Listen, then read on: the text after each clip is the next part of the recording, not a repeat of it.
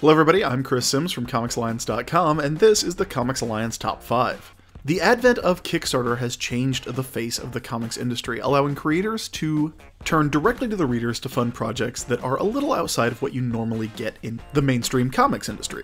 And 2014 was an amazing year for Kickstarter-produced comics. That's why today we're talking about the top 5 Kickstarter graphic novels of 2014.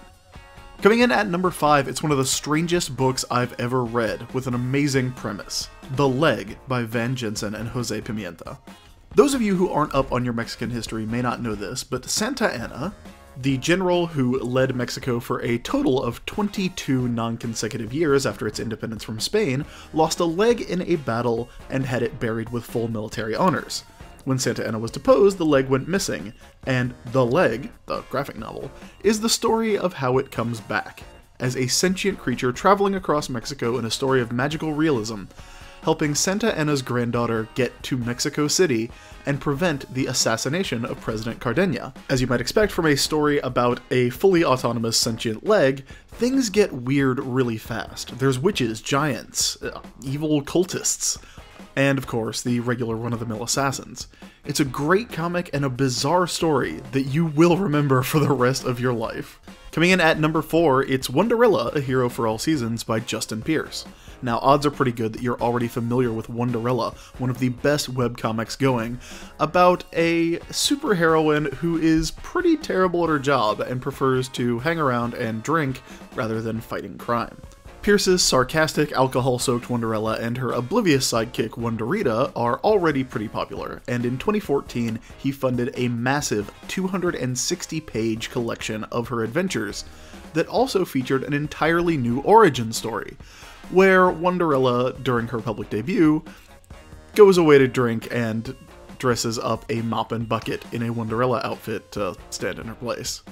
That's pretty much the level of superheroics you're going to get, but it is a hilarious comic and one of the all-time greats in the world of webcomics.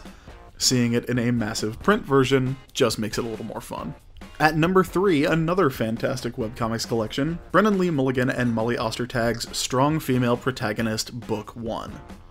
I've written about how much I love strong female protagonists before, but the story of Allison Green's journey from former superhero Megagirl to underwhelming college student Allison Green is really compelling.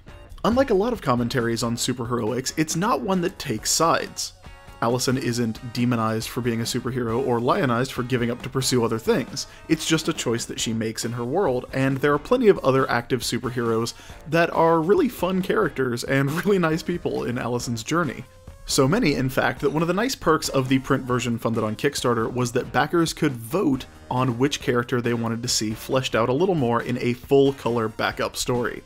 While the strip is still available to read online, just for free, the book also includes full-color chapter breaks that look really great thanks to Molly Ostertag's amazing art. It's well worth checking out in print.